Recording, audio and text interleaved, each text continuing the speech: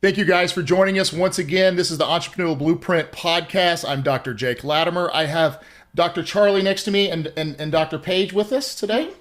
Thank you guys for coming on the show today. Thank you for having us. Absolutely. And if you've ever watched our show before, you know what we do. We bring entrepreneurs on and they get to tell their stories, right? The ups, the downs, and everything that's correlated. And we hope that you guys at the end can take a little nugget off of that and learn something and hopefully apply that.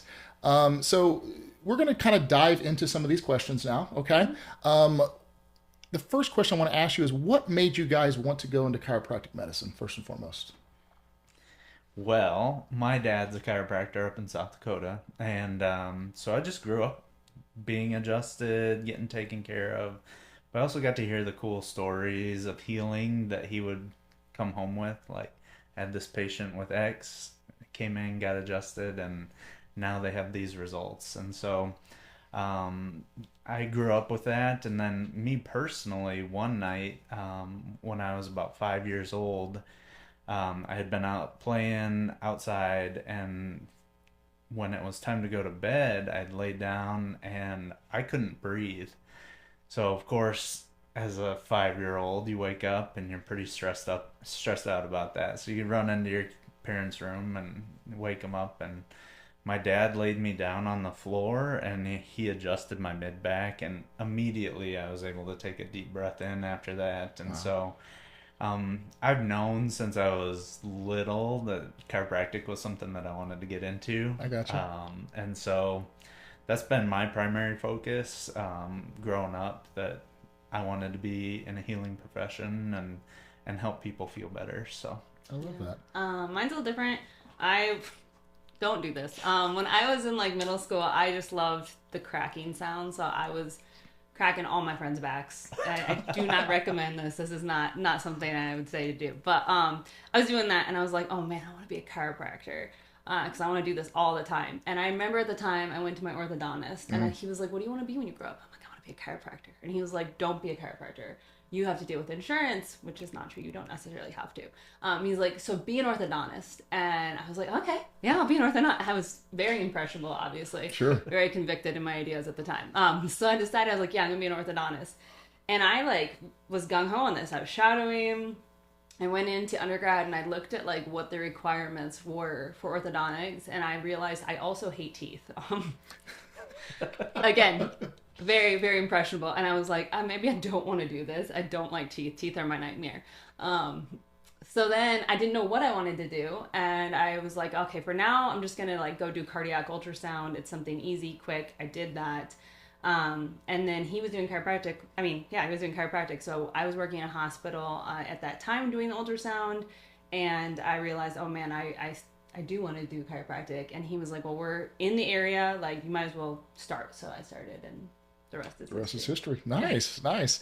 So let's get on a personal level here. And I know we kind of talked about it before you guys came on, but tell the audience, how did you guys meet, and what made you guys decide that you actually wanted to go into business together? Because that's a different dynamic. Yes. yeah. Well, I got a phone call one night from a mutual friend. Taylor, thank you. Yeah, and she was like, we're going to a midnight showing of a horror movie. And I was like, I'll go.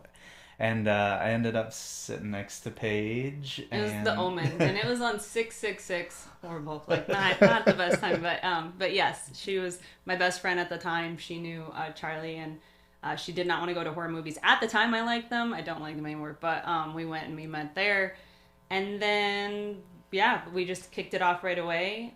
In terms of like going into business together, we just always like to be around each other. We click really well. We really genuinely enjoy each other's company. Awesome. And then we have such variable personalities. Like, he is very laid back, he's funny, and I am very, very type A, very much a driver. And so it worked really well, because in chiropractic college even, he was always like, everyone always went to Dr. Charlie for like all the clinical aspects, and he's just very, very smart like that. And so when we graduated and went to go open and be part of our own business, he was very good at like all that aspect. Like, this is what we're going to do in terms of patient care. And I was very much the like, okay, like how am I going to look at our numbers? How are we going to market all these things?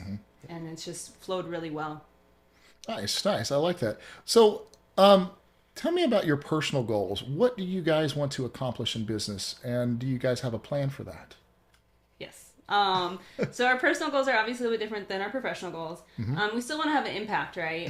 Impact is always going to be the biggest thing. But when we're talking personally, it's with our kids. So we have two kids, Kaylin, who's 12, and Isaac is 9. And we just want to be able to be there for them. My dad was an entrepreneur and very successful, but he was always gone. Like he was always doing things. He was working his job. He had these other businesses that he owned, and then at night he was always picking up reffing jobs. He was just always looking for more ways to make money, which in one way is smart, but another way he just didn't have that time that he had with us. Understood. And I think that turned me off from business, and I had to work through that in my own mindset. And I know it's always different depending on like if your parents an entrepreneur, how you respond to that. But for me, it totally turned me off from entrepreneurship for a while. Even though I was opening my own office, I didn't even realize like the mental blocks that I had with it, because I was like, well, I can only be successful or be with my kids.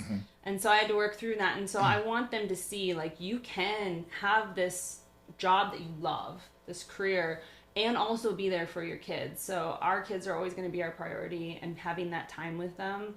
But also teaching them money mindsets. Like, you know, like you always hear the old adages of like money doesn't grow on trees, or like all sorts of things. Like rich people are bad. I remember growing up and seeing like somebody's really big house, and like my dad being like, oh, they must do this.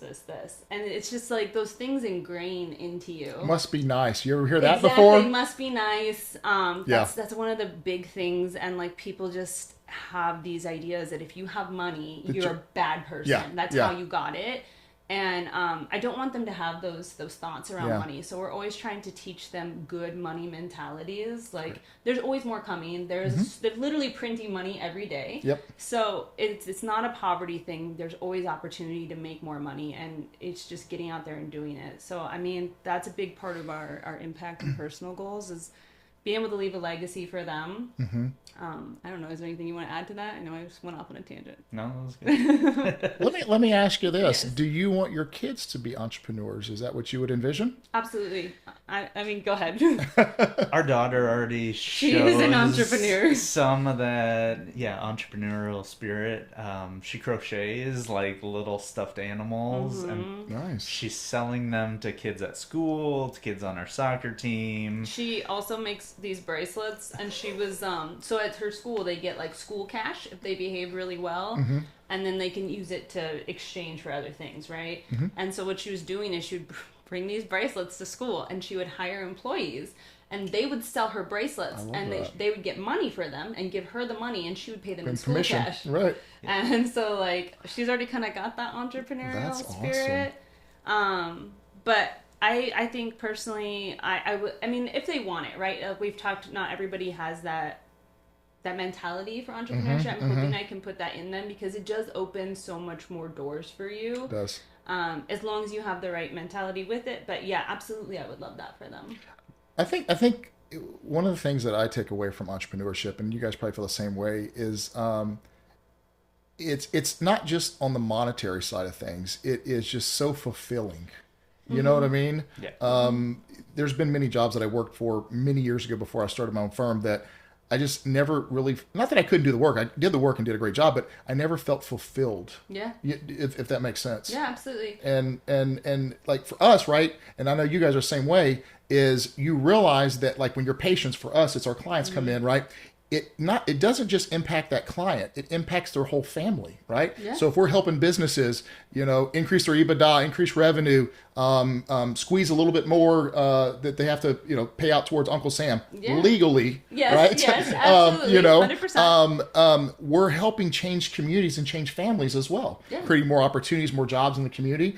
And for me, that's more of a purpose, and it's more of a fulfillment. Yes. And I know you guys feel the same way when it comes to your patients that come in there, right? So it's not just that dad comes in, needs to get an adjustment. Well, maybe dad can't even go play pitch with his son because he's so stoved up and in so much pain. Yeah. And then that little dynamic of you working with that patient has just changed his whole relationship and his family. I think impact is so important. If you don't have that impact, then it is just a job to you. And I think that's one of the mistakes that entrepreneurs make is they're like, oh man, I just want to make money. And who doesn't want to make money? Of course. But if you don't have an impact and you don't have a goal that you want, like for us, yes, it's our patients, 100%. We change people's lives. I would go as far as to say we've saved people's marriages, we've saved people from surgery, just so many different things, and then also like our employees, we can impact their lives and have them have great jobs that they love and are well paid for. So that's something we love.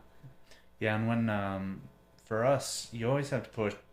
And when you put the patient and their healing first, like the money and all that, it'll happen. Exactly. Yes. But the bigger impact that you can make on a person's life and their family's life, like then it grows exponentially. Yes. Yeah, and to hit on what you were saying, you know, if you make it about money, right? And I think that's where a lot of entrepreneurs fail on the front end, right? Yeah. We've all been victim to it at some point. I mean, there was a time that I was like, I want to make more money. We have made every mistake in the book. And so, and I think that's what I want our crowd to understand here is we're all humans. We all make mistakes. Yeah. And if you felt a certain way, it's natural. It's okay. Right? Yeah. But if you're only going into entrepreneurship for the money, I promise you will burn out. Yes. Yeah. Okay? Absolutely. Also, what you'll fall victim to, and one of the things we talked about, is once you reach that pinnacle that you find yourself successful, right? You will then become complacent and then you will get lazy. Yes. Because if you don't have a purpose that gets you up every morning to do something that's not monetary driven, right? It's very easy to fall into that little, well, I don't really have to do anything today. And then that's when you lose your business. Absolutely. And I've seen it so many times with so many entrepreneurs over that time. And I know you guys can probably relate to that as well. Yes. Yeah, we reached a point in our business where you feel comfortable, right? Like things are flowing easily. We've kind of maxed out our systems. And then it was like different things would happen and it'd be like, oh man, like, why is this going wrong, or what do we need to change? Yes. And then we actually hired a business coach when that started to happen, because there were certain procedures or things happening in the business that were like, what? Like, I we think couldn't see it for at us, that time. We had worked really hard and we got to a point where we were making decent money. And I think at some point, and I don't want to say that we lost our impact, because everybody kind of can fall victim to this, but we just became complacent with where we were, and we realized, we're not like celebrating the wins of our patients like we used to, and we're not like as invested in this whole process. Like, what does our patient journey even look like anymore? We don't know. Yeah. And so we had to look at like, okay, where are patients falling off? Are they even finishing the recommendations that we're saying? And we realized so many systems, because we had become comfortable, were starting to fall apart. And so definitely comfort kills. And so we had to look at, okay, what do we got to do? And we hired our coach, Dr. Stephanie Wigner. She's awesome, with the Wealthy Practitioner. And it helped us see so many things and kind of kick us back into gear. And then we decided, like, we're never going to let this happen again. Like, we always have to be seeking that next stage. You have to. Yeah. No, I love that. And I appreciate you guys being vulnerable right there and letting people know, hey, these are some of the struggles, some of the things that you guys have went through. I think all too often people try to bottle things up, right? And we look at things through this weird lens in a sense, right? Like you only see, like you've seen those boulders that kind of come up out of the water. And you don't, the iceberg, right? Or any, whatever. Right. You only see what's come across on top of the water. You don't see everything else that goes in below it, right? And I think that's what people see with a lot of entrepreneurs, right? Yeah. They go to social media, they'll say, well, it looks like you have the perfect family, you have the big beautiful house, you have the nice car, and they think that you've got the life. In a sense, you kind of do, but it's a lot of hard work, it's a lot of grind, and to stay motivated once you've made it is very, very difficult, that a lot of people, until you cross that bridge, don't really understand, I think, you know? Yeah, I think we had to look back at what our vision was. We had to be like, what even is our vision for our practice?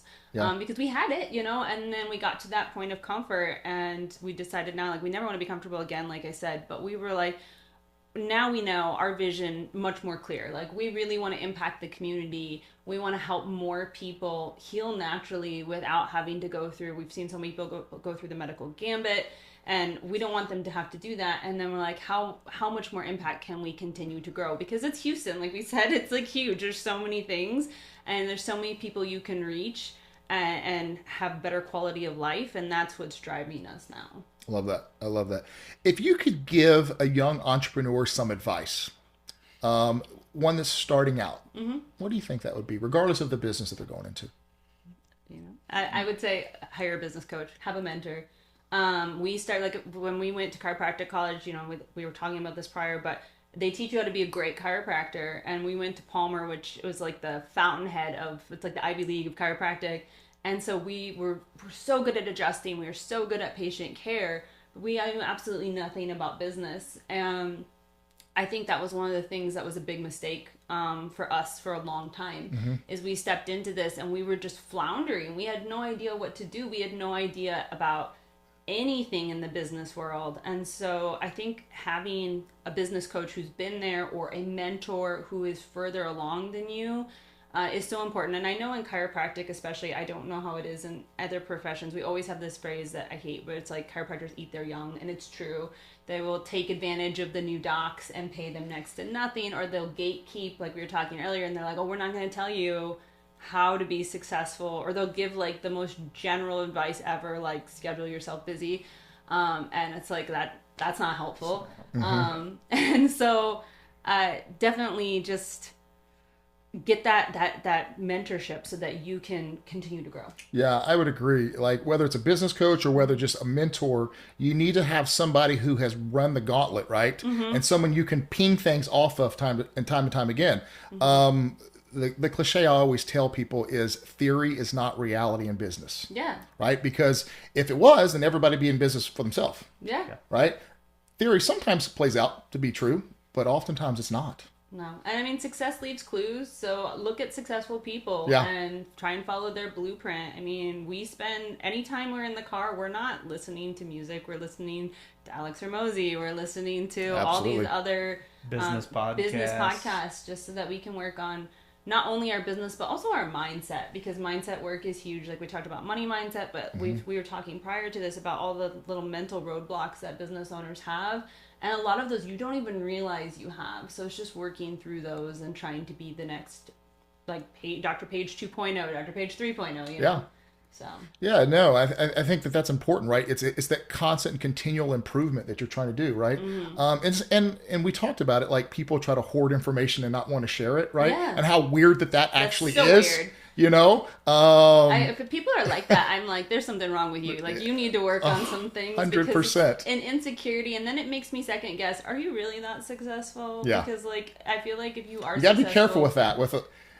And the deal is still with business. It sounds like you guys got a great business coach, but there are so many frauds that are out there. So many. We've had some before. Trust me, this is not our first rodeo. So we've been through some really challenging things with coaches that were not good, and promise us things, and like you pay all this money, and you're like, what am I getting out of this? Yep. And are you actually successful, and are you putting these things into practice? Because everybody wants to be like a coach, but not everybody's really doing it, so you need to be it's almost like it's the new buzzword nowadays. You know, everybody's a business coach, it seems like, or a life coach, or a life coach, or so let's back up a little bit. Let's talk about when you guys came to Houston in 2017. Okay, and you built your practice. Yes. Let's talk about, if you don't mind, a little bit about your financial runway, how that looked like. Did you have a nest egg of savings? Did you take on a lot of debt? What was your risk tolerances? What specific things that you guys had to deal with when you came here?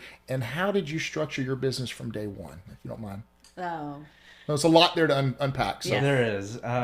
We left South Dakota with not a lot. In fact, we sold one of our cars in order to be able to afford the move down here. Yep. And so we took a big risk coming down. But we also had the other office that was helping us. Yeah, when we first started, we were not the only owners of our office. My brother, who's a chiropractor in the Heights, and then the doctors in the Woodlands, they helped us get on our feet, so they were all partial owners with us. When we had started off, like, to be candid, this is why we've had this journey, is we had started off working under his dad's office in South Dakota, and we had no idea what we were doing. So we really weren't making that much money, and we were like, we need to do something different. This is not the practice type we want to be in. It was very pain-based, insurance-based, Medicare-based, which there are benefits to some of that, but it just wasn't what we wanted. And so we were like, we need to find a way to move down there and buy a house. And so we sold a car and it was nuts. We had 2 little kids at the time. With 2 little kids, yeah, we didn't, and because of that, when we moved here, we did, through some miracle of God, managed to buy a house. I don't know how they even made that happen with our student loans and everything, but we luckily had the blueprint from the other doctors of like, okay, we're going to set up the LLC with an S corp, and because we pay yourself a deemed reasonable salary out of it. Yep, when you understand. we were in South Dakota, we were sole proprietors, and when we came to tax season, we were like, what the You heck got murdered is on this? self-employment tax. Oh yeah, We got double 100%. taxed. we essentially. were like, what is this? Because the And- business would get taxed, but then as a sole proprietor, you also got yeah. You got the We, SE like- tax plus your federal income tax. We with it. basically Yep. died. We were like, I remember calling my dad and being like, can you help me with taxes? Because I cannot pay this, because I was just out of school, you know, Sure, I was just yeah. barely making money, and I did not expect that at all. So that was definitely a learning process. And then we didn't have anything. We started it in this office. It's in a building that's not like this. It's like an office building, so you could not see us from the street. And we didn't have any social media. So or not a anything lot at of the time. visibility, so No. it's hard to So we had to be out in the community beat the pavement. constantly. Yes, and then we had 2 little kids with us, who were, one of them, my youngest was still only a couple months old and breastfeeding, and my oldest was like 3, and They would come to the office and with they would us. cry, and the neighbors would complain about us, and it was awful. So we had a lot of learning to do, and we set up like a line of credit and a business credit card, and for a while we were just going backwards. With that. And we just had to work Robbing on... Peter to pay Paul to just keep things moving along. Yeah, Exactly. Yep. And so then we had to just literally, I don't know if you can swear on here, but like literally work our asses off and be like, okay, we need to be everywhere. We need to be getting, like, we need to work on our mindset, because we were not used to the business and asking people for money. We had feelings about that. And then finally, we just like turned everything around. We became profitable. It was insane how fast that happened once we actually kicked it into gear.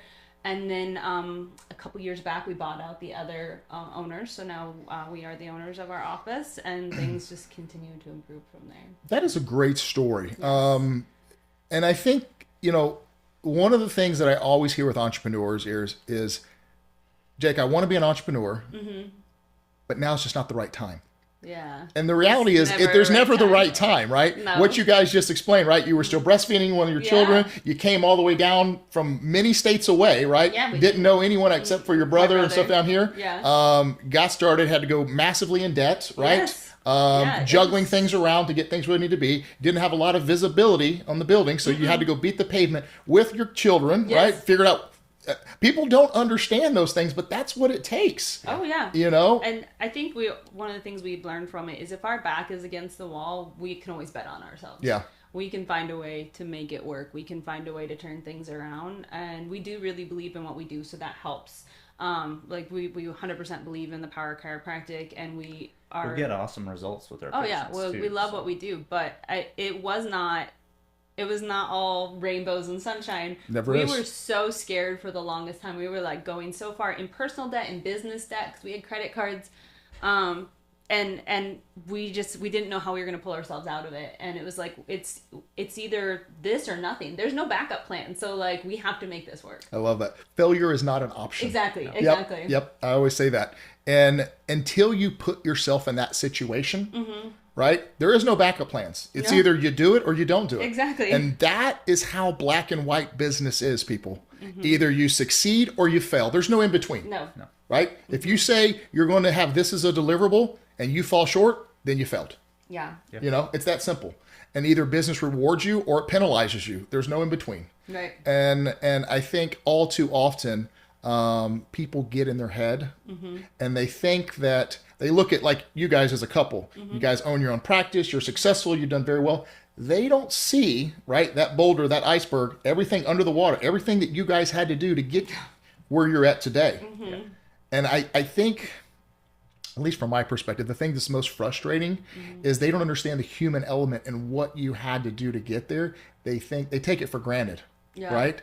And then when they go through struggles, they go, well, it shouldn't be this difficult. And you're like, no, it should. And 10 times that. Yeah. Oh yeah, I think there's a lot of that. I think people always go, "Oh, you're a doctor, so like you must make lots of money and it must be so easy." And I'm like, it is not like, and I'm not trying to like minimize other people's struggles, but it's not like a medical doctor where you get hired by our hospital system and now you have a salary. That's right. Like we had to build our own business. So even though we have a doctorate degree, nobody cares. Like they only care about like what can you do to help them. That's right. And so we definitely had to grow and learn from that. And a lot of student loan debt to go with it. A lot of student loan. And I'm like, it's just so many weird experiences with people, but I will never forget. There was this guy, I don't remember his name, and I can't tell you anyway because HIPAA, but he came into my office as a patient and he was so strange. He did not want to come on for care with us. But he had a business where he was going around like on a side gig selling glasses to people. And this was right when we opened, right? And he came back in because I was like, oh, I need new glasses. So I'm going to, like, I know somebody in the community will support local people. I called him and he came in to show me all of his glasses. And he was like, my wife's a realtor and she looked up your house and like how much you paid for it and all these things. And I was like, so weird. Very and weird. Remember, like, this is our starter home. And so, like, it felt like he was like, well, you're a doctor and you live in this small house, which it was. He was judging you. Yeah, and I was like, what a strange, creepy thing to do, first of all. But also, yeah, like, just because we were doctors didn't mean we had a whole bunch of money to start. Like, we had things to do and we had to work really hard to get where we are. It's a process, and entrepreneurship, just like education, going to school for a long period, it doesn't happen overnight, people. Yeah. Like there's no such thing as success overnight. And I think that's where people get it wrong all too often. You hit on your business coaches, your business coach that you had earlier, and how instrumental that they were. And we talked about mentorship. I want to hit on that just a little bit longer because I think it's very important that most people understand that in entrepreneurship, not one person can do it all. No. It takes a team. It takes a village, right? Yes. And so that might be with your staff. That might be with other contractors or business coaches or whoever helps you outside of your business. You know, you need to hire the right people. Yes. And if you are pinching pennies, right, because you're scared to make that leap of faith, but that is the right person you need to hire, then you need to reallocate your resources to hire that person so they can take you to the next level. Because all too often, you guys know this, you get what you pay for sometimes with people. Yes, absolutely. You know, and you can't have champagne taste with a beer budget. It just doesn't work that way. No. You know, and so realize that you're going to have to hire people if you're going to scale, if you're going to grow. You can't do it all, and you need to listen to your experts in those fields and implement those. Those things are key. Absolutely. Yeah, the speed of implementation in a business is huge. Yes. Like if you get advice and you're able to activate that as quickly as possible, that's when you start to see growth and change. Yeah. And then too, with the business coach, hiring that right person, you're investing in them, but also in yourself and your business. Absolutely. And as soon as you basically just look at the numbers and see, oh yes, like this person is increasing our business, or the advice they're giving us is bringing us more time, more freedom, more peace. Yep. And then it's like, oh yes, this investment was worth it. I love what you said there. I love what you said there, Dr. Charlie. It's an investment. Yes. Yep. People often look at things like it's on a P&L, and it's either income or it's an expense. Yeah. And things that are expenses can still be an investment, Yes, absolutely. right? We don't have to look at it from an accounting perspective and say, do we capitalize that? Do we depreciate that? It is an expense, but it is also an investment. 100%. Okay? And so when it comes to things that are investments, if you're really serious about growth, those are non-negotiables for me, and they should be for every entrepreneur. Absolutely. I think you have to work on your business. You have to work in your business, but also on your business. And that was something we had to learn. I think our business coaches really helped us, is we learned to set aside CEO times for ourselves now. Because before we spent so much time in the office and just doing stuff for the office, but we weren't doing anything to work on that business. And that has changed the game for us, being able to have that time where it's like, okay, the patients cannot reach me. I am not here to adjust. I have this time to work on what I need to do to move the needle forward with the business. That's right. That's been huge. And then maybe it's making silly Instagram maybe content. we do make a lot of that. And then another thing you talked about was team, and I think that has been a huge learning curve for us because we have had a couple different employees over the time, and Denelli right now is great. We love you, Denelli. But we have had previous employees that we weren't paying a lot because we were like, well, like it's just this, and also the things that we would allow. So we really have had to grow to step into leadership. Like I had an employee who one time, I don't know why I put up with this long, but like we had just hired this individual and we were gone over the lunch to do things. And when we came back, like all the lights were off and I was like, what is going on? And they were sleeping in the back. And I was like, were you napping? And we were like, paying you to nap? And they're like, yeah, I had a really bad headache. And I was like, okay, that's fine. Like, but you could call me, be like, hey, I really don't feel good, whatever. And I don't know what was going on in our brains as leaders at that time. We just didn't want to be the bad guy. Yeah. So we were like, okay, you know what? We'll make it work. But then Sorry, that you're same, having a bad day. Like, the same individual then was like, we put it up with it for so long, and then we didn't even realize like they were vaping marijuana in the bathroom, and so then the property manager was getting after us. They weren't sending the correct things to the attorneys we were working with. They were showing up late. They were, I mean, what else? So many things. And what? Oh, relationship wise, they would come in. Oh, with all the stuff, they were bringing all this baggage from home, crying, and I was like, okay, no. And I cannot believe how long we had that person. And then once we got rid of that person and we got our next employee, and she was a rock star, it was insane how much we grew. And we were like, we didn't even realize, just because we didn't want to be the bad guy. Yep. We wanted to be friends with our employee, and that was a huge learning thing for us. It's tough, right? Because you do care about people, and that line can get blurred sometimes, and I can tell both of y'all have big hearts, right? And you genuinely care about people. Yeah. And you knew something was wrong there. You did deep down. We did. But you didn't want to upset the apple cart. You didn't want to call them out. I think you probably kind of hoped that they would have figured it out. Yeah, and absolutely. just got their shiz together, Yeah. But and we knew that person wasn't a bad person. Sure. And so, like, for us, like I said, look, we just wanted to be nice. And I think we've grown so much since then. That was a process. I feel like sometimes things get presented to you because you'll be like, hey, I want to be a great leader. So then you get this opportunity to be a great leader, and you have to either grow from it or be stuck there. So we had to really grow and step into, okay, we, like with Denelli, our current CA, we love her and she's great, but while we like and we have a good relationship with her, we also keep that boundary of like, we are the boss and like, this is how these things have to be sometimes you have to do that. Yeah. So, Yeah, absolutely. Looking back, what was one financial decision that you guys made early on that either accelerated or slowed down your growth? I already put this because I answered these. So when we were talking about when we had the kids early on in the office, it was getting to a point where, because they were so young, my youngest was breastfeeding, they would cry, they would make noise. The walls in our office building are not thick. So we were getting paper thin. Really. Yeah, so we were getting these noise complaints. The lady next door did not like me very much, just like for unknown reasons. There was apparently a thing where they thought that I thought all the ladies who were like much older than me were in love with my husband, and I'm like, that never crossed my mind.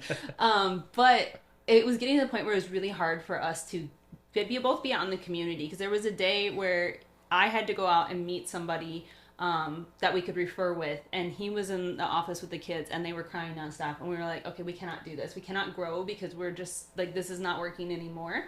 So we had to make the decision, and at the time we had the other owners and they were like, you have to put your kids in daycare, and so we did, and that was a huge financial strain for us. We were not making like hardly anything, and it's like $1,000 a month for daycare. Sure. And so that was where our personal thing, like, we started to go in debt, because we're like, well, we have this extra $1,000 we don't have that we have to pay for every month. But that was when the office turned around, because then we had the energy and the time to just focus on that. Yeah. Makes sense. At what point did you stop thinking, are we going to make it?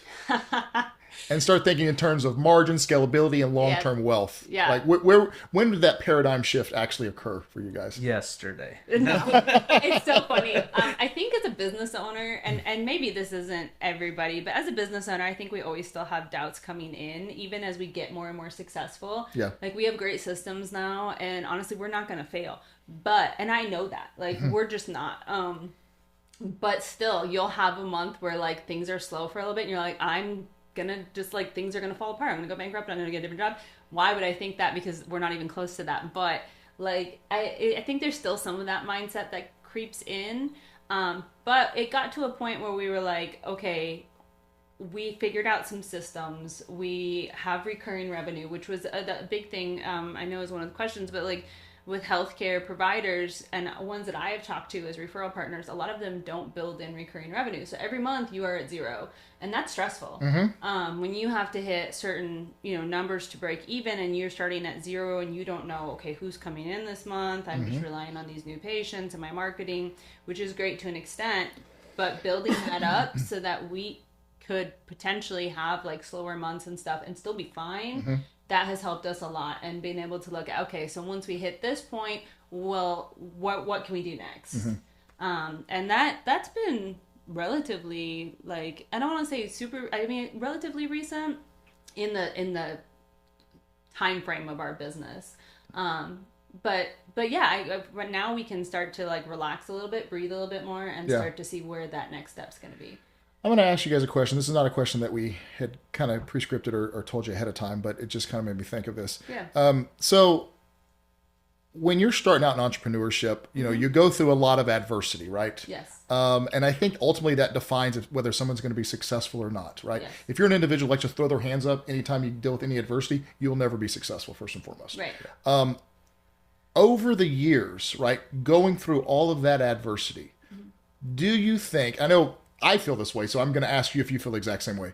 Do you feel like that because you have went through so much adversity to overcome and get to where you guys are at today, that no matter what God throws at you in business or anything, that eventually you will figure it out no matter what? Like you have that much confidence because of all the adversity that you've had to go through to get to where you're at today, that you realize, yeah, it's not that I won't go through something that's going to be challenging, but I know that I will be able to pull myself through that. Absolutely. Yeah. I think that, we, like you were saying, we've gone through so many things.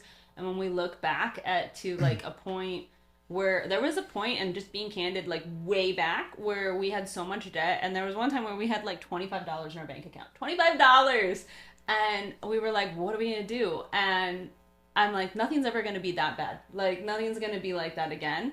And we've had to, I think the beautiful thing about entrepreneurship is if you are willing to put in the work, that work will come back and grow you even more and more. That's beautiful. And as a person. And so we've learned so much now that it, like I said, we are the ROI, like we're the return on investment. If our backs are against the wall, we will find a way to figure it out. Yeah. Like there's no doubt in my mind that, like I said, we're not going to fail. Like that's not even a question anymore, because we just know that we can find a way to make things work. Yeah. And when something comes up, you just realize that kind of the mindset that I've taken on is there's nothing that I don't think that I can do now at this point. Oh yeah. And it's not arrogance. It's not absolutely. Like you become resilient. And you do. What's your level of resilience, and right. does it continue to grow? And like the entrepreneurship is not, it's not the stability thing like of a job that you are salaried with.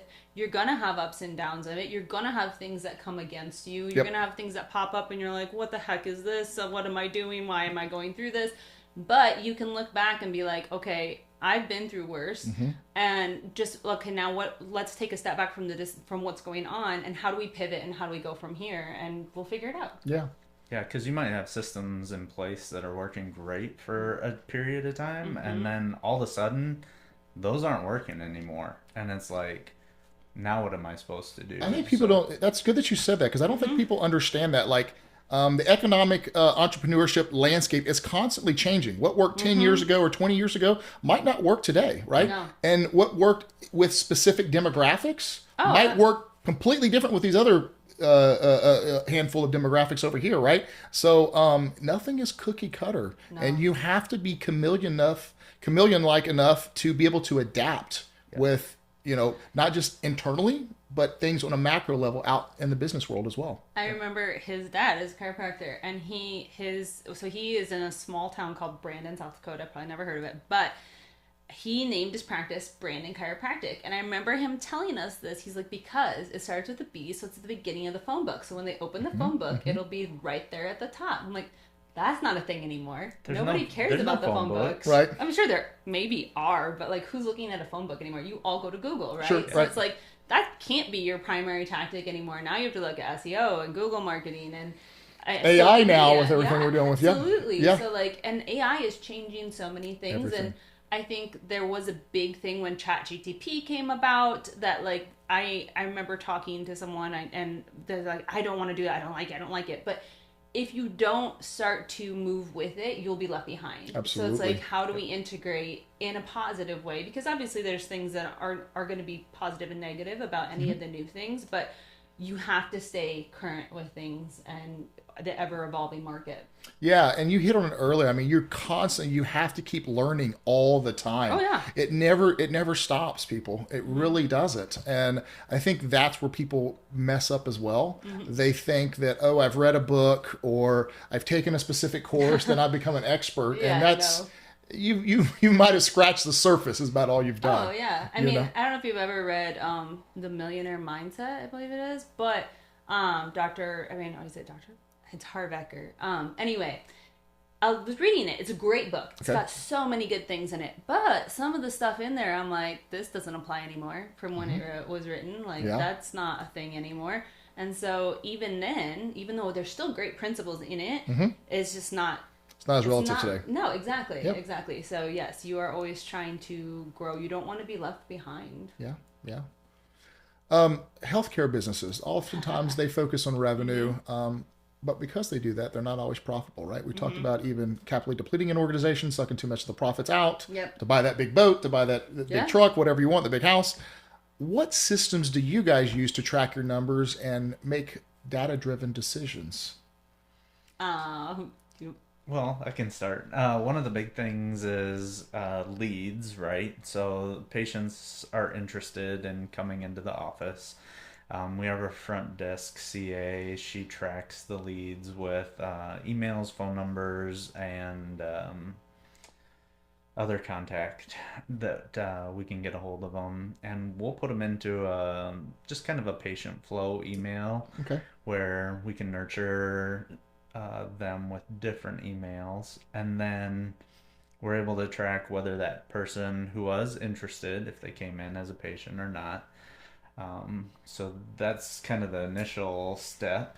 I'm definitely the spreadsheet. So I have a spreadsheet I got from my business coach. It's really, really great. Basically, it shows me, and I can break it down by month, quarter, year, whatever. But what I have the number of leads we have, if they came in as a new patient, if we presented them care, did they accept care? If we presented them wellness, did they accept wellness? How much revenue did we bring in? I love that. And then what's our break even and where's our profit at and how's it shifting? So like I'm the numbers person. Like I'm constantly watching. You're looking at the analytics, the KPIs, all of that. Exactly. So like that is how I keep, because then I can keep a pulse on that business at all times. Like every day I can check it and be like, okay, where are we? And then that has been a game changer for us, because when we have meetings, we didn't realize like a lot of our leads were not converting to new patients. And it was like just a really simple tweak in how we said things on the phone, and just talk to people.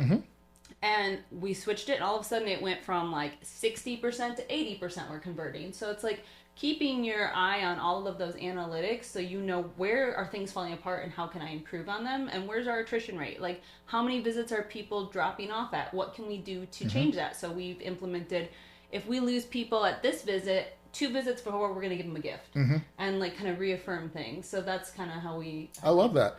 And that's what you have to do. You have to get grounded. You can't just look at your P&L and your balance sheet, right? Yeah. Like, I'm sorry, you can't. No, absolutely not. You have to, and look, here's the other thing that a lot of people don't understand. A no just means no today. It doesn't mean no forever. Oh yeah, I've had people come back later and be like, oh, I want to do care.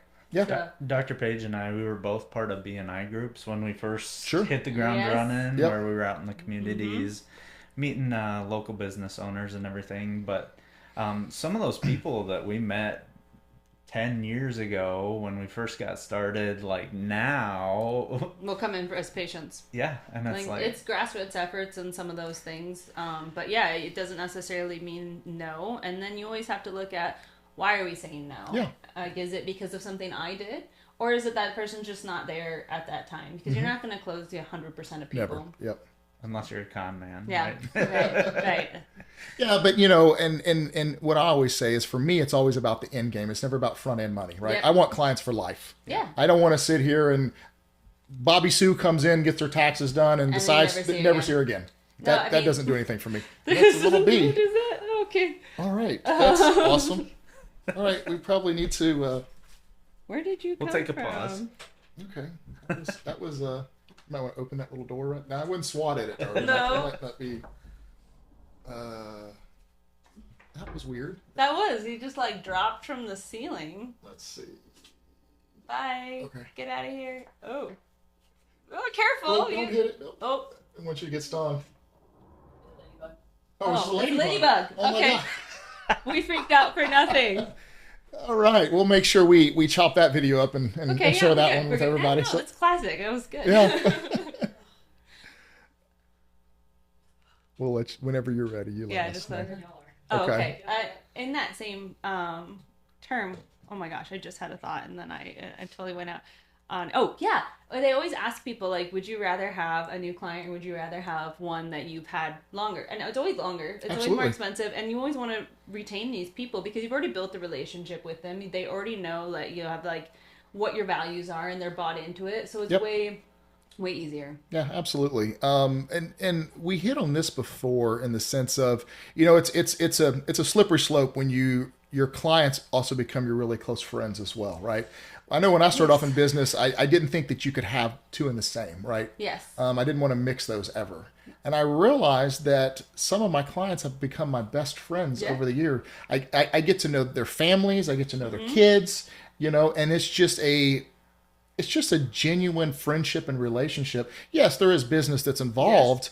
And I think that that's what makes the business that much more satisfying because I think so highly of these specific individuals and their families, and the change that we're able to make, it exceeds far more than any monetary value that we receive from the client. No, I 100% agree with you. We have definitely patients that we adore, and They've been with us for years, and oh they yeah, we're brought their so families invested in their in, lives, and we want to continue to be invested in their lives for long term. Like, it's about more than just the care that we've done for them. It's that we just genuinely care about them as people. I love that. So I'm going to back up a little bit. So when did you guys realize that you needed to operate like CEOs rather than solopreneurs per se, or just chiropractors? And how did that shift affect your financial strategy and your overall planning? I think we kind of built up to it. Like, initially, when we first moved down and we didn't have a lot, like Dr. Paige touched on, we had a lot of mindset issues to work through. But as we worked through those and the business grew, I think for me at least, when we bought out the other owners, then it was like, okay, this is on us. And whether we succeed or fail at this point, that's up to us, you know. So. Yeah. Yeah, I think a lot of that, it's like I said, when we went into it practice initially, we were failing because we were only practitioners. We weren't business owners.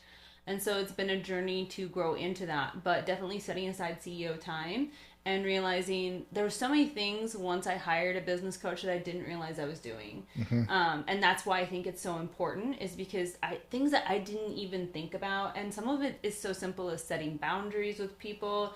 And also, like I said, setting aside that CEO time, having better systems of procedures, because I didn't have any SOPs before. And so I'd be like, oh, well, you didn't do this. Why didn't you do this? Well, because I don't have a clear guideline on what should be done and why it should be done. So it was definitely learning that. And that has changed the whole game for us in terms of like profitability. And when we're in a better mood, when we set boundaries with people, that energy is going to come back for our patients as well, too. Absolutely.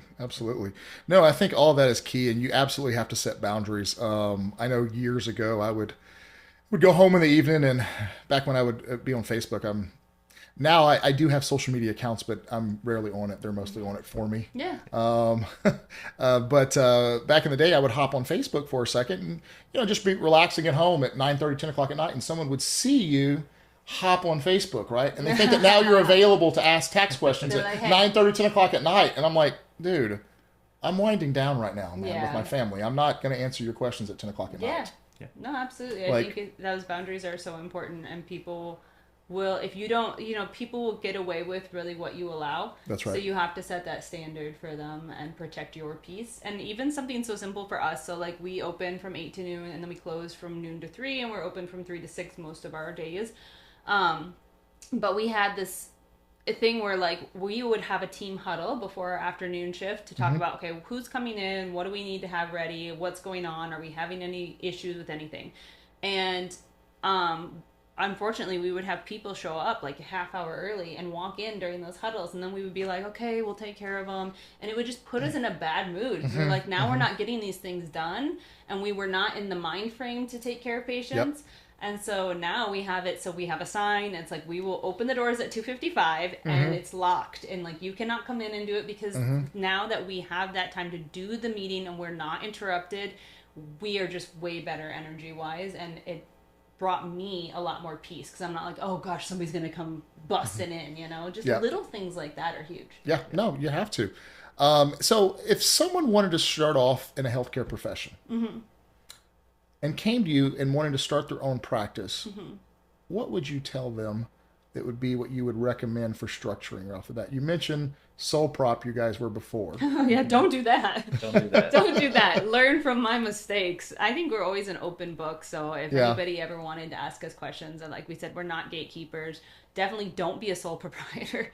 No. That's awful. You don't need to go through that nightmare. And then the LLC structure that you can get set up, like you can pay yourself a salary, but also like as you get more profitable, then you can get dividends, You already know this. Absolutely, yeah. On that. No, it's true, right? And look, here's what I want everybody to understand when it comes to entity structuring is, there's not one system that works for every single person. Right. However, there are specific structures that work really well with specific industries. Yeah.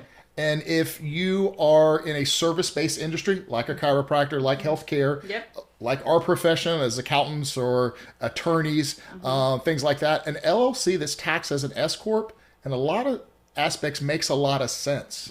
Okay. And what that means is the LLC is your registration in whatever respective state that doesn't identify your tax classification with Internal Revenue Service, first and foremost. So when you make the election to be an S corp, it is now going to be a pass-through entity. But like you just said, Dr. Charlie, you have to pay yourself what is considered a deemed reasonable salary. And so you're not going to learn everything in this podcast right now. Hire the right people to get you set up, absolutely. First and foremost. But that's just a little nugget. Don't start off as a sole proprietor. That is one of my biggest, cringes when I see someone come in here. Not only are they paying themselves the most self-employment tax, Schedule C is a schedule on the 1040 and is the most highly audited schedule that there is, because there's so much nefarious things that happen on Schedule C with hobbies and things like that, and people use it as a tax sheltering device to offset high W-2 wages. The IRS knows this, okay? You're not pulling a smooth one on them. So you could have this great business, but if you're operating as a sole prop, you're now going to be linked on everybody else that files on Schedule C. And so from a sheer scrutiny, and that they're looking at you with a lot more scrutiny on Schedule C, I can tell you it's probably 100 times more that they look at you versus an S corp. Yeah, absolutely. Absolutely. And if you've ever went through an audit, it's a long process, and at the end of the day, it is very costly. Regardless if you did everything right, you have to hire representation to represent you. Yeah, and if you're lucky, you'll have a dad like mine who bailed me out, but otherwise. But just to hit on though, you've got to have the right people in place. I think that's what we want everyone to understand here. Absolutely. I think a big thing you have to learn as a business owner is you can't do it all, and delegation is a huge thing. Yep. So you don't have to hire somebody for everything, but if you don't know, and like we were saying, it's an investment. So like if you don't know something about something that could save you money, make you money, then absolutely it's worth it. That's right.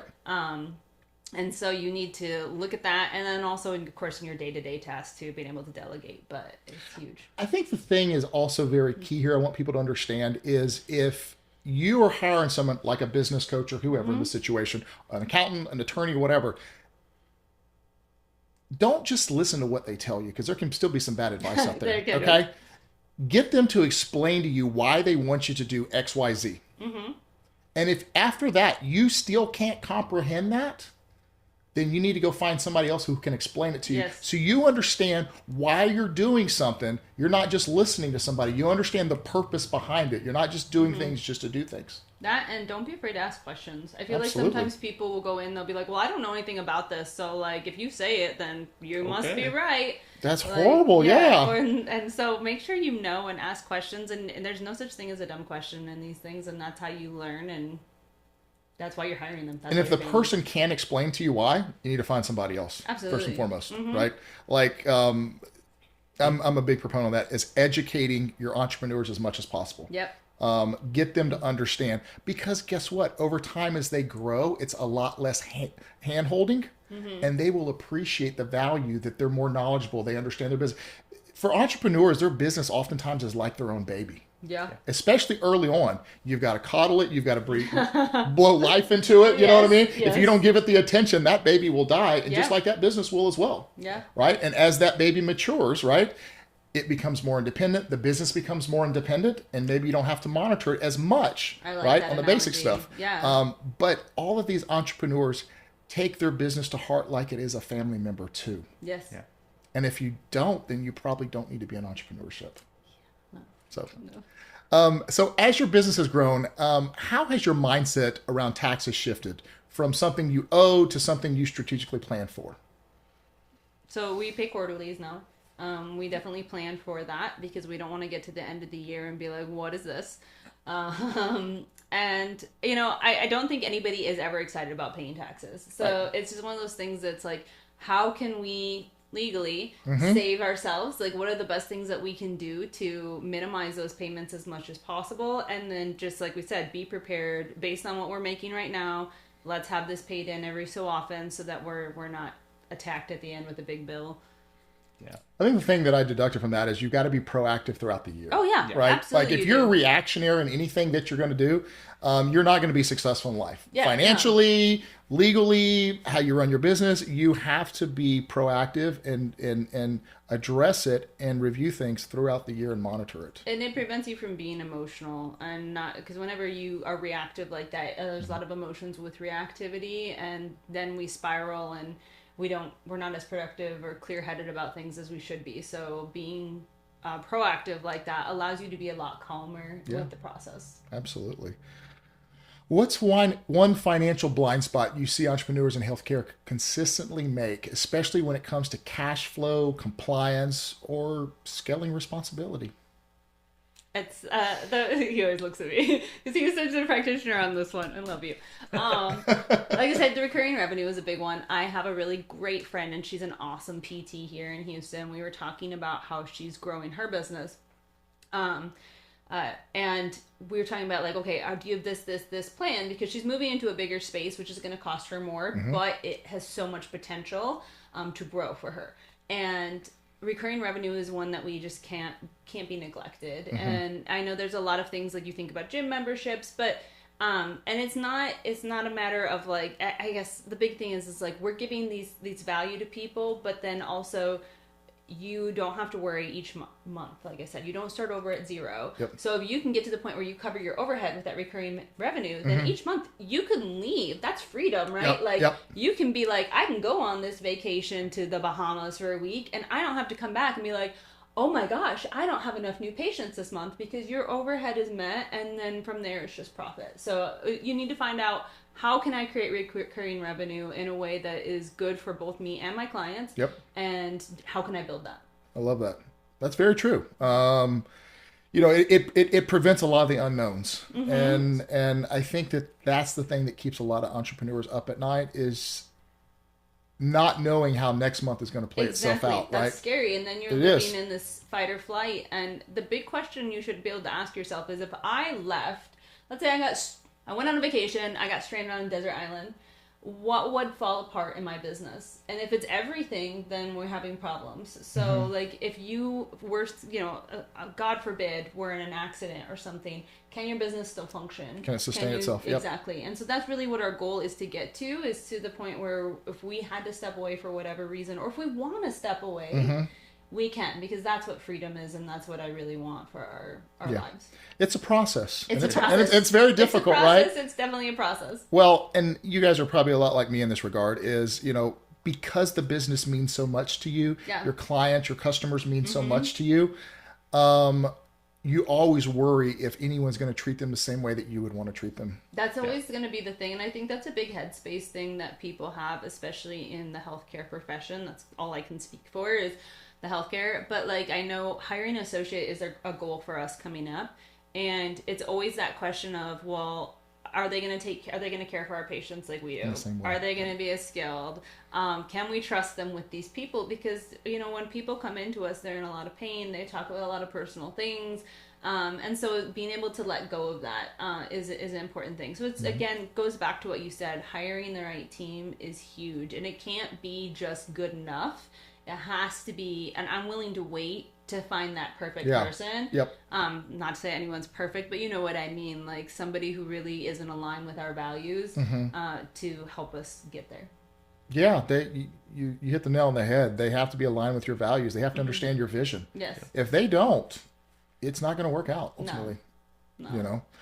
So you talk about helping families live at their highest potential. Okay. How do you think about building financial resilience and legacy for your own family through your business? We have we've built investment accounts for both of our kids already, as well as us. And so as we get more financially blessed, we want to be able to bless not only our children but future generations and the community too, by giving back. So yeah, I mean, I think when I was a kid, my dad, like I said, he was an entrepreneur, and he took out like CDs for us at the time, which I don't even know how great CDs are anymore. Probably not too good with inflation the way that it is right now. Not so much. But he was trying to help us. He was trying to make good decisions for us.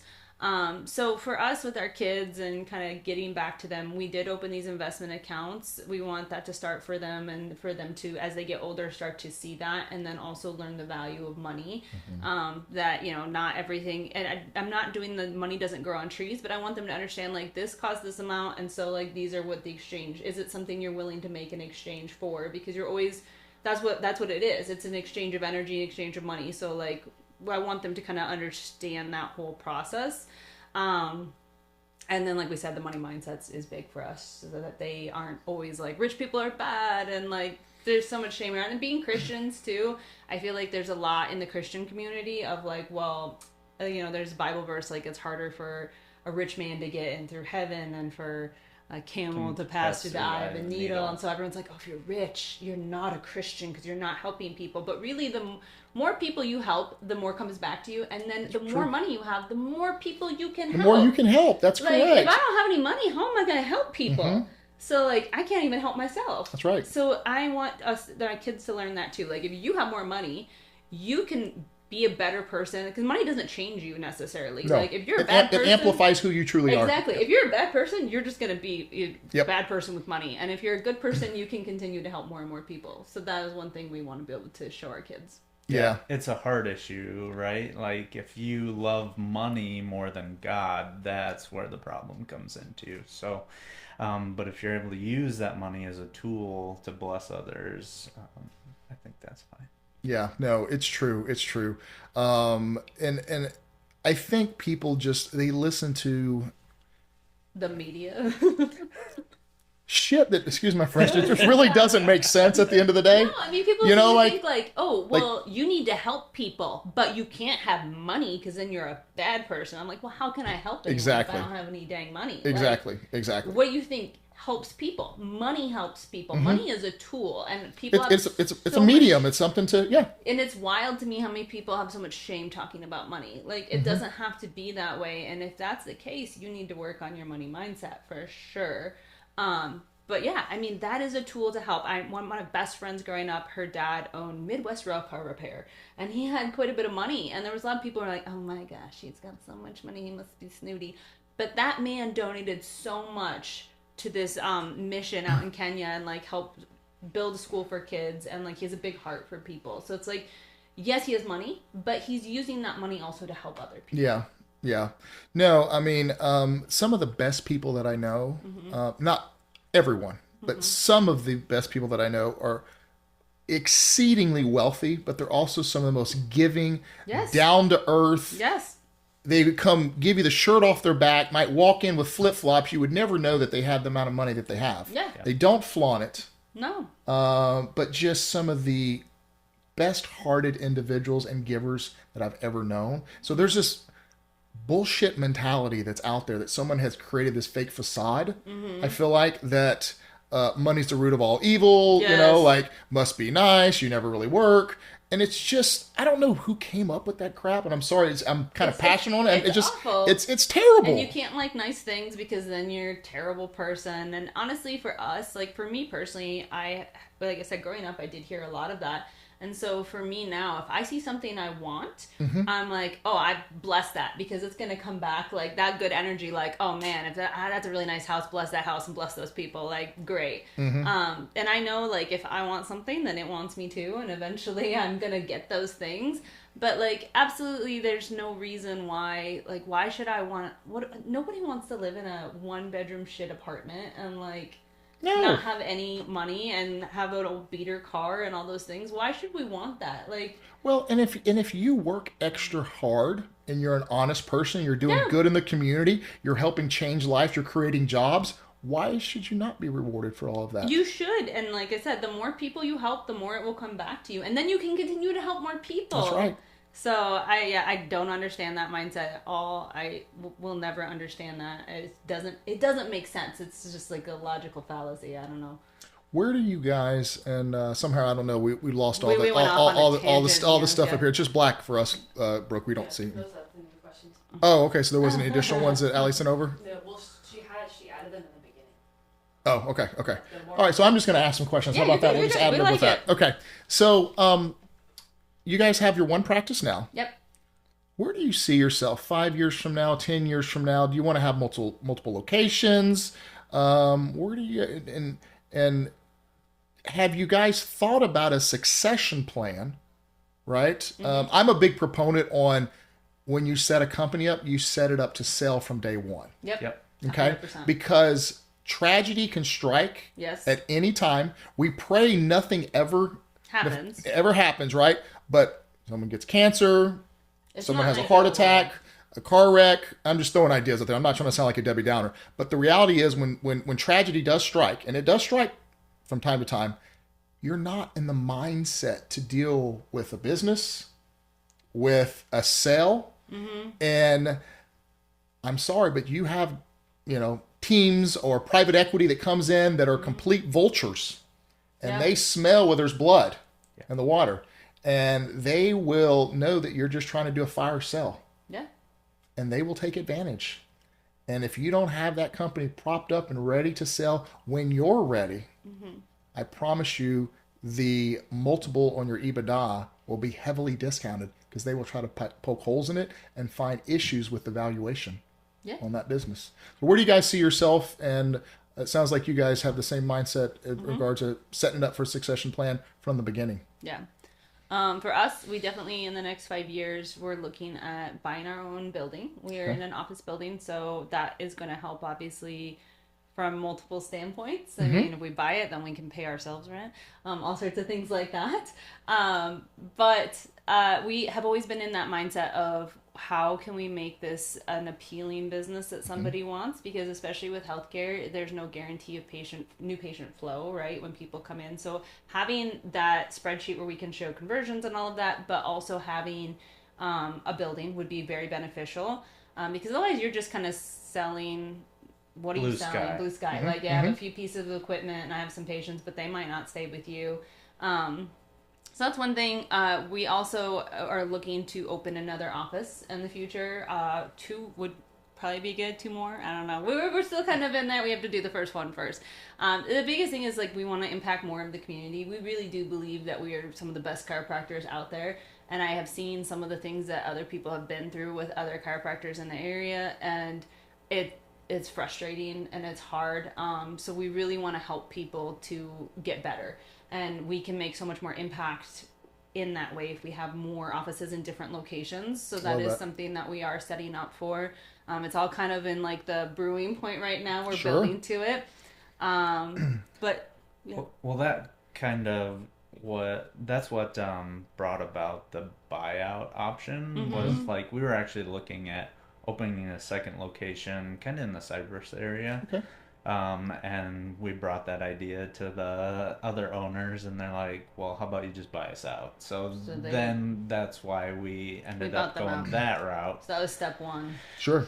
But now that we've stepped into that full-on entrepreneur CEO role, we've got a good business coach, so we've got our systems down. Now it's like, okay, how do we grow and scale Expansion, this into that second office that we wanted to have? And then we've just been talking about it in our podcast we did last week. We had a guy come on. He was like, hey, I have a space available, so we're actually going to go look at that. Oh, nice. So yeah, we have all those kind of steps in place. And then the SOPs, having systems in place so that if I stepped out and somebody else stepped in, would they all flow the way they should? Processes matter. People don't understand, especially when you start scaling, right? Like you've got to have processes where people check off, they sign off, they did this, they did that, because that's how things get lost, and that's how mistakes happen. Is when you don't have proper documentation, you don't have SOPs in place. Yes, you have to.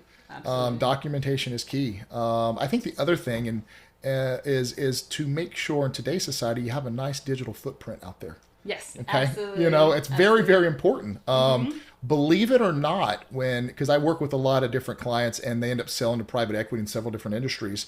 And one of the things that private equity looks for nowadays is they're looking at your digital footprint, because when they purchase your business, they're not looking for a job. Right. They're looking to be an investor. Yes. Right. And so they want that business to run on its own. So that's where it benefits you guys to not be solopreneurs, not working in the business all the time. Yep. Already have everything in place. So then you guys can step back, as you mentioned, working on the business. And then when you have that with the digital footprint out there, it actually increases your multiple on your EBITDA. Because if you're looking at 2 different businesses, business A, business B, both of them might have similar revenue, both of them might have similar EBITDA, but this one over here has a certain amount of digital footprint, right? So you've constantly got traffic that you're not even having to put ads out there when people just through SEO or whatever, versus this guy over here who hasn't done the right marketing. Yeah, it's definitely building your brand too, right? Yeah, so that absolutely. You have that recognition and people can continue to know who you are as you grow. Yeah, absolutely. So I think those are great that you're looking at that, and owning your own building makes a lot of sense as well. Yes. It does. What are your other goals that you guys have going forward outside of that? For me, like I get really lit up by doing CEO things. So I think as we continue to grow and open other offices, I would like to be able to step out more and just be more managing in those aspects versus as much practitioner. And I know I have some patients who just will hate to hear that, and I still will always practice to some extent. But I think for me, I would like to have more freedom in that I love business. I just love all the aspects of business, and that's really what lights me up. Yeah. So I would love to be able to work with that. You like the growth side of it? Yes, Yeah. I love it. I'm the same way. I get that. Much. Yep. It's just cool. It's my passion. I didn't even know about it until I really started to get more into it. So that is something. We have our podcast that we're kind of just building up. Let's talk about that for a second. Yeah. So our podcast is the Houston Hustle. It's relatively new. And it really is because we were just so passionate about business. We're passionate about people and we're passionate about business. So we really wanted to highlight local businesses because we always want to give back. There's so many great people out there, and there's people that you don't always know about. And so like my audience might not know about you, and your audience might not know about me. And so it's like helping them reach more people. Absolutely. But also selfishly, it's for me to like learn, what are you doing in business? Like, what things have you been through? What things can I take away from that? Kind of like how this is. Yeah. Like, I love to hear from people who are in business, hear what their mindsets are, hear what they're working on. We had an attorney on that I love, hi Lester. And some of the stuff he said, I was like, oh my gosh, like just his mind constantly working. He was talking about how he went to, like, he goes to The Lego store. He'll be like, hey, do you get an employee discount? And he'll be like, what if you buy it for me and I give you like an extra this much on top? And he had that with like these designer sweatshirts that are like $10,000 each. He would get like, they get like a 50% discount. So he would get it from them, pay him an extra 100. Wow. And I'm like, who thinks of that? But Yeah. like, I love to hear entrepreneur mindsets. I think it's so cool. I think entrepreneurs, I always say they dance to the different beat of a drummer boy, right? It's you got to be a different cat. Yeah, absolutely. You know, like and we hit on it. It's not for everyone. No. You know, and with all of y'all's formal education that y'all have, it's a different type of education that you learn as well. And I think It is. people confuse that, right? They can be really good in their craft, and then they think, well, I was successful in this, I'm obviously going to be successful in business. And sometimes it's just due to, you know, poor bedside manners. Yeah. People do business with people that they can assimilate with and they feel comfortable with at the end of the day. Yes. And I think we've definitely grown so much. I think the cool thing about business is that, and maybe not, unlike chiropractic, where you go to school and you learn it, and there is things with chiropractic, like I do continue to learn and grow different things about it.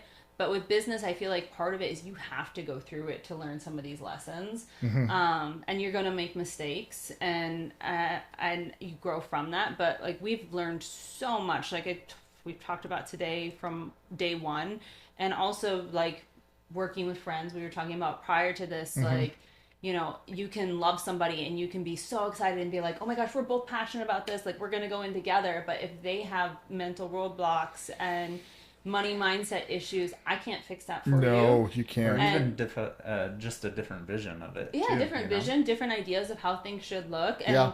so for us, it's really become a matter of like, like we were talking about, are you aligned with our vision? And if so, like, I don't think I'll ever hire or work with somebody who is just like my friend anymore. It's got to be the business, like the friendship is built on business and not the business is built on friendship. Or what is it? Did I say it the right way? It's basically where it comes from the business and now we're friends versus like we're friends and now it's a business. So, Well, and especially if they've never been a business owner No. either. Okay, it's a different dynamic, and it's not to sound conceited. It's not to put our nose in the air. It's a different dynamic, and if you've not walked in those shoes before, people take it for granted. I don't think that they realize how much work and how much of a grind it truly is and how much it wears on you. I mean, if you go look at the statistics of people who are small business owners and their mortality rate, I mean, they pass away at a Yeah. much earlier age yeah. through major health complications. And a lot of these due to high cortisol levels and high stress and everything that's involved. Working yourself into the ground. Poor diet because you're just eating all the time and working because you Yeah. don't have time to exercise because you're just, All of those things. I Yeah, think all those sleep things. habits. bad Poor sleep sleep. habits because you're stressed about XYZ. yep, Or you're up working nonstop. can't shut your mind off at Yeah. night. And Oh yep. yeah, I mean, who hasn't had that? So I think really that's where a lot of those systems come into place, and that's where, like for us, having a business coach has been invaluable because you see somebody who has been through the thick of it and is further along than you are, Yep. and you can learn. Like I said, success leads clues, so you can be like, okay, well, I don't have to go through those things if I take that and learn from them and implement it now. And They've already been through it. yeah, I don't think I could get into business with someone again that didn't have the years of experience Yes. that had been in business for Yeah. quite a while. Because I don't have the patience to teach somebody basic shit. Like I just don't anymore. You know what I mean? Yes, You know, yes. because I feel like there's a lot of hand holding on the front end. There definitely is. It really depends on, like, it's something that we were saying there, like in chiropractic, when you're talking about hiring an associate, you know, you're going to go through some of that. So you need to really figure out, are you hiring to just help you take on the load of a practitioner, or are you hiring as somebody to help you grow? Because then you have to look for a completely different person, because That's right. it's definitely a much different mindset of somebody who wants to be a hustler and get out and do that, because not everyone wants to be a hustler. There's so many people who want to go to work, they want to make their money, and they want to go home and watch The Bachelor. I don't know. Yeah. No, you're right. 100%. Yeah. I mean, they're really like, oh my God, it's Friday. And I'm Yeah. just thinking like, I mean, I'm glad it's Friday, but that just means the phones won't be ringing as much on the weekend, so I can work over the weekends and get things knocked out. I mean, I go to soccer for my kids. I come home and then I'm working on my business. And so that's one of the things as we talked about. It's like, you know, we have these lunch breaks that are 3 hours. We don't work Wednesday afternoons. We don't work Friday, Saturday, Sunday. And people are like, oh my gosh, like bank hours. Nice. It must be nice. And I'm like, you have no idea how many hours I'm working. I'm working so many hours that you aren't seeing. And just because I'm not facing patients doesn't mean that I'm not working. And you're probably accessible all the time. If someone at your office needs you for whatever reason, they could probably text you, email you, and you'll be very responsive. Yeah, we've come on Fridays and Saturdays. We're going in later today to go see somebody. Even though it's not patient hours, we definitely show up. I mean, if somebody's in excruciating pain, I'm not going to be like, it's Thursday at 6 p.m. Sucks to suck. See you Monday. Like, I'm going to go in and help you because that is really where my passion lies, is helping people. So, I mean, while there is boundaries, like, I'm not going to come in just because, like, you want an adjustment just because, right? Sure.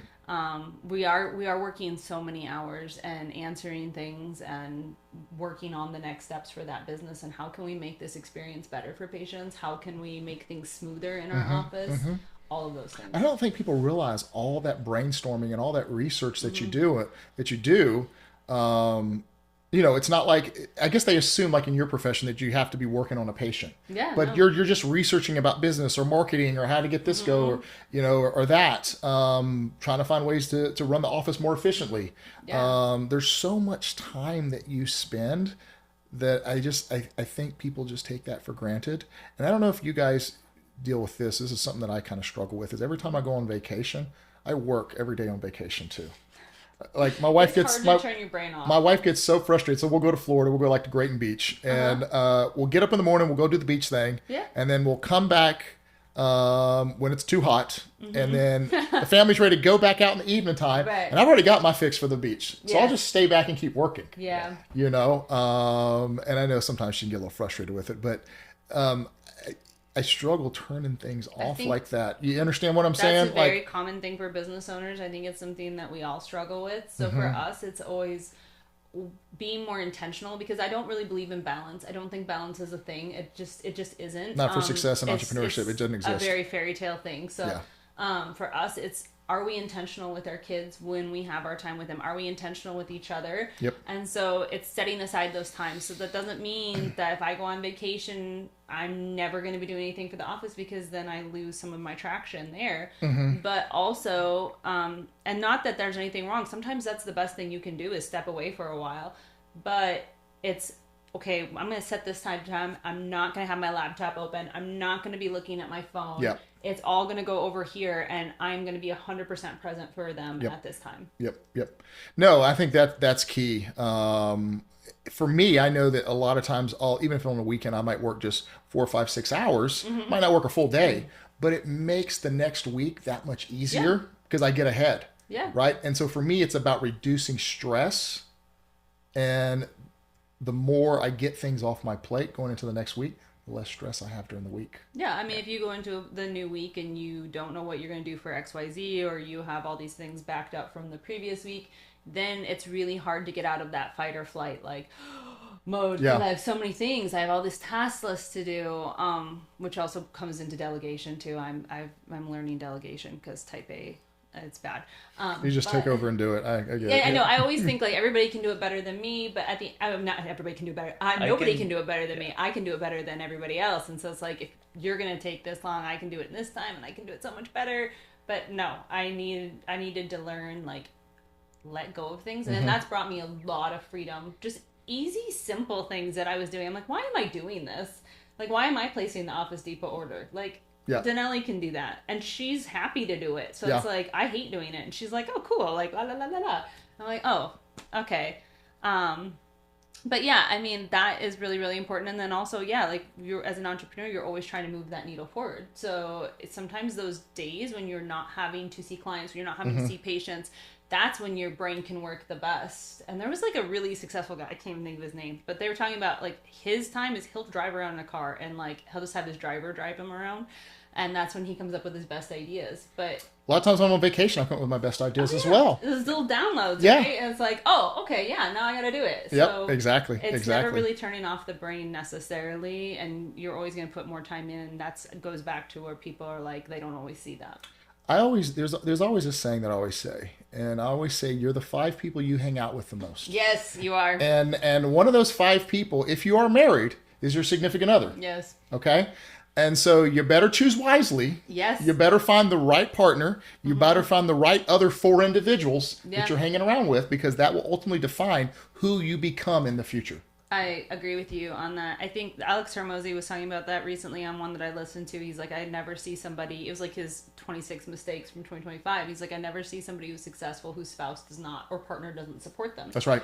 And it's so true. You need to have a support system and not somebody who's pulling you back so that you're not like constantly stressing over like, oh, I feel guilty putting this work in because I Yeah. don't like it. But also we've had to learn like cutting off friendships, cutting off relationships. You have and to. it sucks. But that's a poison to your life when you're around somebody who is wanting to soak in the suffering all the time. Then you know that's going to affect you.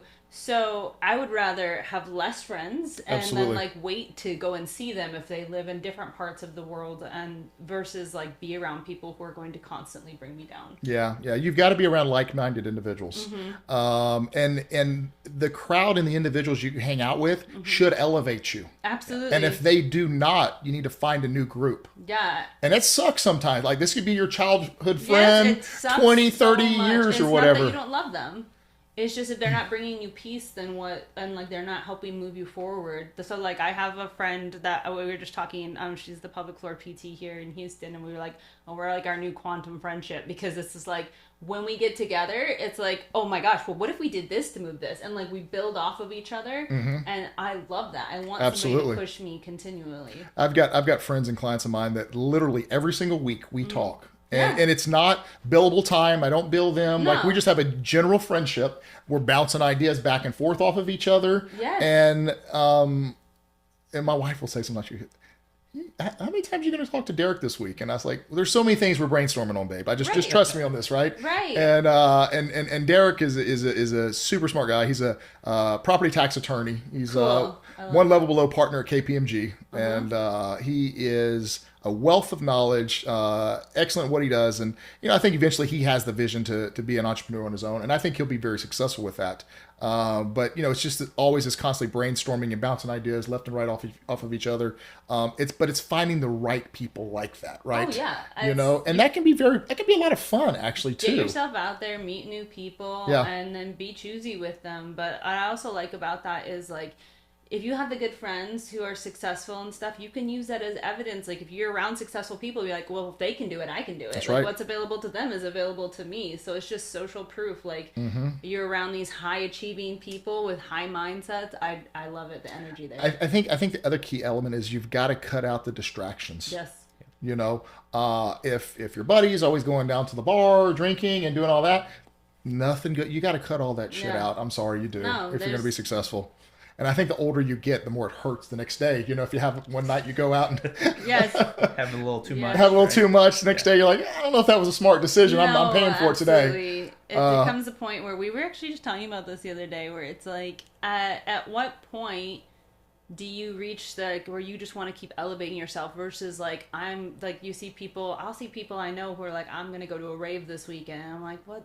Like, It how does, is that moving the needle forward? How is that helping grow you as an individual? How is that like... You're 45. yeah, like at some point, like, come on now. Like, at Jack, what point? yeah. So... I can't even tell you the last time I've been to a nightclub, to be honest with you. No. Like, it has no interest to me. I remember at one point in time, our neighbor came to me. He's like, yeah, man, we're going to Ibiza. You should come. And I was like, that does nothing for me, man, to go to No, Ibiza. I'm no. not here to fist bump. This isn't Jersey Shore. You sure? And I mean, hey, look, he's an awesome guy, man. I really like him a lot. We're on different levels as far as what we find as entertaining. You know what I Absolutely. mean?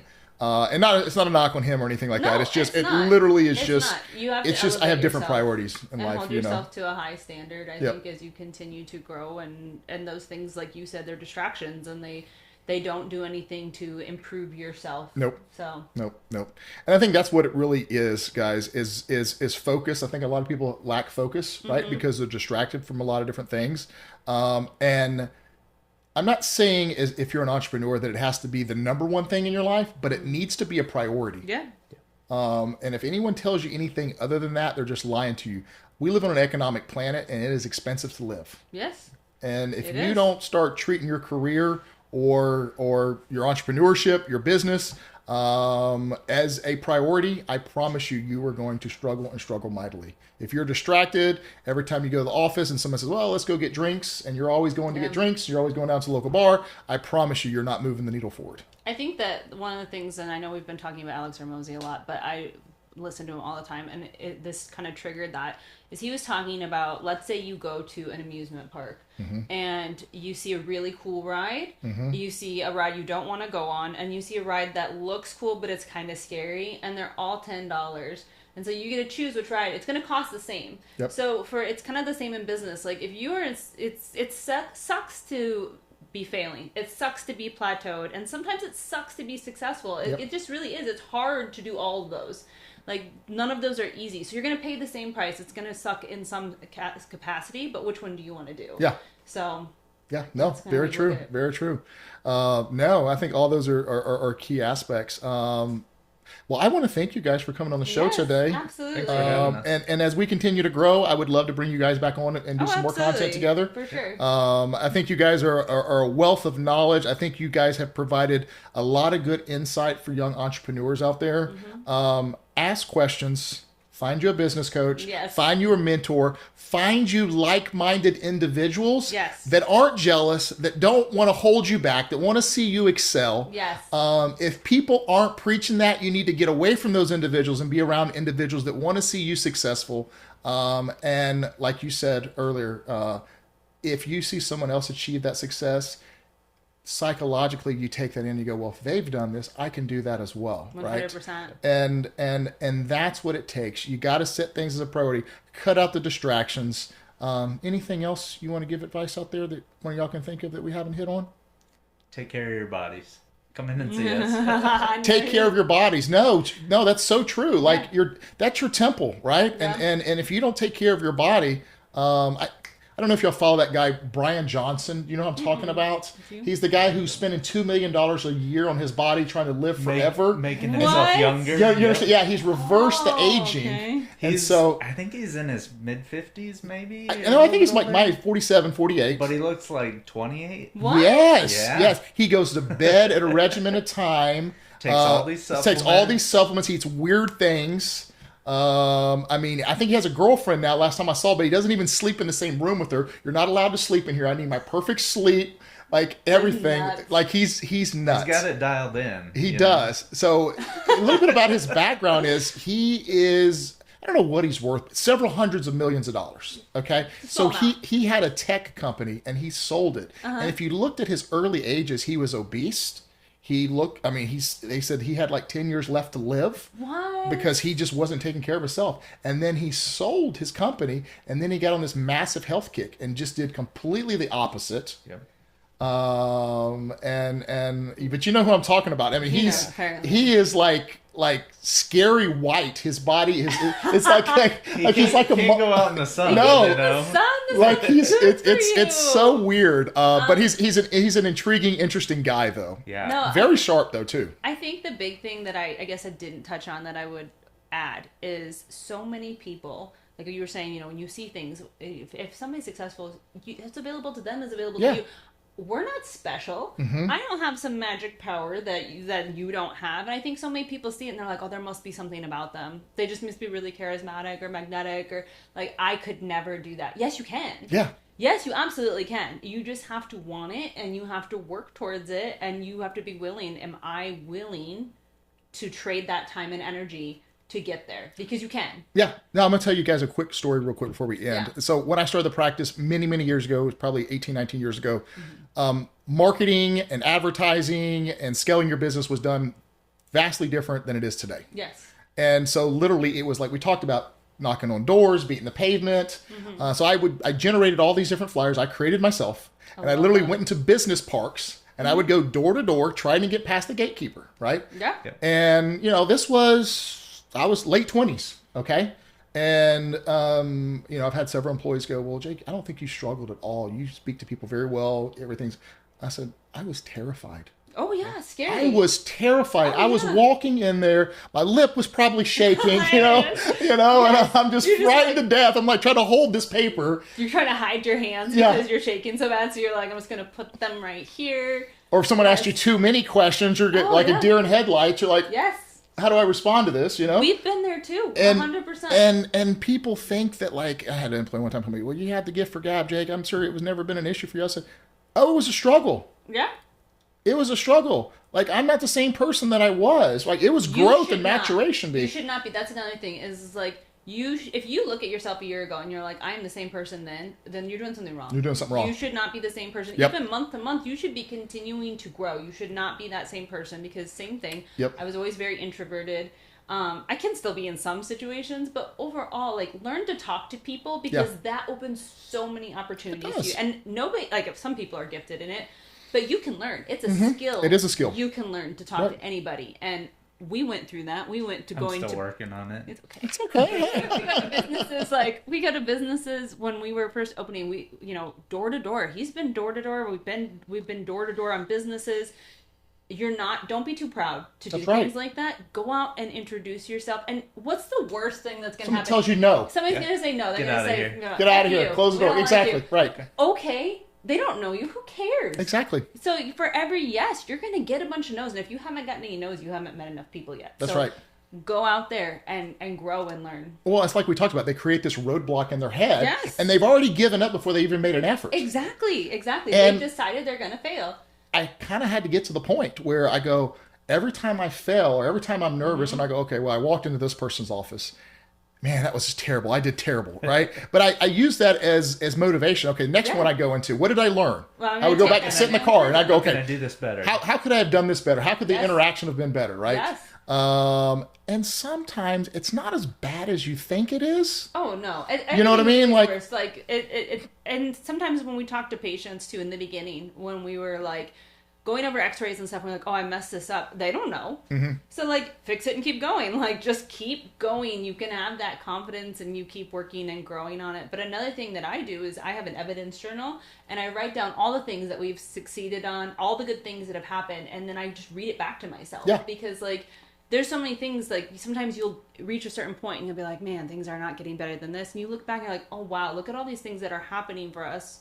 And I really do believe in quantum leaps. I think that you can put this work in and things can be here and keep working. All of a sudden you hit here. Yep. So like, keep pushing, keep working, Yep. keep being grateful for things. That's key right there. Yes. Being grateful. Be grateful. There's always something to be grateful for. Mm-hmm. And really your mental mindset and the things you tell yourself on a daily basis, would you tell that to a friend? Like, how is that helping you move the needle forward? Because that becomes, it's true, the science behind it is so solid that the things you say become your reality. Manifestation matters. I used to think it was so woo. My wife did too. And she's like, Jake, you told me you were going to do X, Y, Z, and you've hit on all these different things. And I said, of course. You think I'm going in there shooting that hoop thinking I'm going to miss it? Yeah. I think Exactly. I'm Michael Jordan out there. I'm not, but I think that I am at least. No. You know what I mean? And you're going to hit on everything. Shoot higher. And if you don't make it, so what? Then try again next time. Yeah. But like, you have to have those manifestations. Like, we'll come into the office and we'll be like, this week we're going to bring this amount and we're going to have this many new patients. And I shit you not, I don't know how it happens. It just does. Like, It does. Because we're like, each day we say it to each other. We're like, oh my gosh. And then like when we have something happen in the office, we'll be like, this is abundance. Like, we celebrate it. We all get excited. Like, if somebody has something really great, we're like, oh my gosh, like let's celebrate it together. It's just like, it's part of team meetings too. It's like, what's a personal and professional win each week? Like, what is it? Because who cares about the suffering? Yeah. Like, everybody has problems. I don't want to hear a problem. I want to hear solutions. And I want you That's to right. continue to focus on like those next best things. No, it's true. I mean, look, guys, if you don't believe in it, how can anyone else believe in what you're trying to do? Yeah, you got to believe into it. You've got to believe into it. And if you have a bunch of naysayers around you, cut that shit out like cancer, man. Exactly. Get it away from you because then that that's will gonna affect your thought process. It does. It does. And your energy levels Oh, too. energy. We realized. Here's one thing I did. I know we were like, we're gonna be done now. We're gonna keep talking. No, it's great. I had on Tuesdays. Tuesdays are like our middle of the week. It's a long day for us. And with kids pick up and drop off schedules and my daughter's soccer schedule, I was ending up spending most of the day by myself at the office as the practitioner, and we would get busy. And I would be like, oh, I'd say to my CA, Denali, I'm like, I hate Tuesdays. I hate Tuesdays. And eventually she was like, and then I kind of had an epiphany. I'm like, what the heck am I doing? I'm such like, this is loser mentality. So I started to change it. And like all of a sudden I'm like, I love being here. Like things are changing. And we started to see the change in the office. And my CA was like, I started to hate Tuesdays because you kept saying how much you hated Tuesdays. I'm like, I was being a crap leader. Like, I need to be a better leader. I need to step up into it. And I need to get out of this suffering crap and start seeing like so many opportunities. And every day we can be grateful. And I've been working on like, okay, when I drink my coffee in the morning, I'm creating this like as my like that's my trigger to like create this slideshow in my mind of like where our life is going to go. And I'm going to play this every day when I drink my coffee because we got to continue to manifest. Yeah, and like you just said, gratefulness. I mean, I can't tell you how many times I've come to the office. I remember this was, I don't know, maybe 2 years ago. I came up here. It was tax season, and so I came up on a weekend. I was the only one here. Yep. Okay, and in our industry, at least historically, at the bigger firms I worked for before I started my firm, it was slave driving. You'd work 70, 80-hour weeks, like all the time. Okay, Yeah. and so we don't do that here. I think the industry has changed a little bit, but also it matters to me that we have good morale around here, you know, and I'm not trying to work people to death. Yeah. So I came up and I think I got me some breakfast tacos in the morning. My wife was asleep. My kids were asleep. Came up there in my office. I got a 55-inch TV. Nice. Turned my ESPN on very Yes. low. So you see what I'm saying? Yes. And I'm reviewing returns, or I remember what I was doing that day. And I sat there for a second eating my little burrito as well. And I said, life is good. Yeah, you gotta have. You know what I mean? I gratitude. was like, I could be bitter that I was the only one here at the office and none of my staff was working and da da da. And I said, they've been working so hard, they need their weekend off. Yes. It's quiet, the phones aren't ringing. I can actually get work done. My family's home asleep. Yeah. No one's bothering me. It's great. I mean, You know, my drive was 12 minutes to work. This Not was bad. close, you know. That's great. I was like, this is a blessing that God has given me. And so I'm not Absolutely. going to find myself bitching or moaning because I'm up here on a weekend.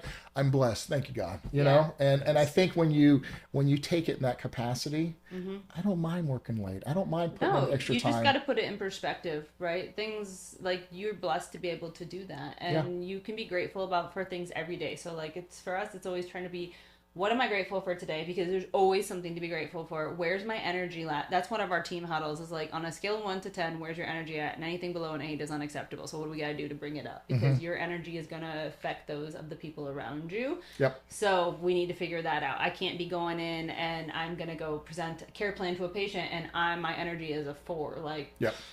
that's never going to happen. But yeah, and celebrating your wins.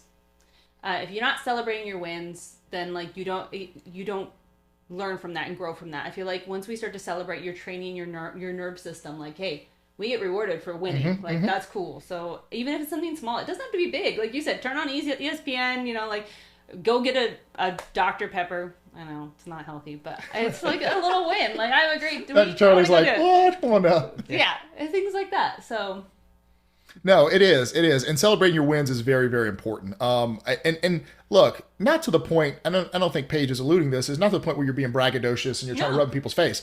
But it's No. okay to go, you know what? I accomplished that. I did that. what are you going to do to celebrate? Yeah, celebrate that a little bit. There's nothing wrong with that. No, and as a business owner, like let's say you have a goal and you hit that goal. What are you going to do to celebrate? Yeah. Celebrate it. And share that information Yes. with your cohort, your 5 people you hang out with the Yes, most. yes. They should celebrate that With with you, and you. you should celebrate their wins to go with it. Absolutely. You know, I just don't understand the mindset where people don't do those things. No, absolutely. You need to have that positivity. You need to have that good energy, and you need to celebrate. Like, it all comes back to you. And like you said, you think it's woo, but I promise you, if you start practicing it, you're going to be like, what the heck is this? Because it will change your life. It will. Thank you guys again for Yes. coming on the podcast. I appreciate it. Of course. We're going to get you guys back on here again. Love to Great. hear y'all's growth along the way. And I'd love to go to lunch with you guys one day Yeah, or whatever. Just kind of absolutely. pick brains and keep this relationship going if that works. For sure. appreciate sure. it. Thank you so Dr. much. Paige, Dr. Charlie, thank y'all so much. Thank you. And thank you guys for listening to the Entrepreneurial Blueprint. We appreciate you guys here. Hopefully you guys learned something. And as always, we're here if you need anything at all. Thanks a lot. Have a blessed day.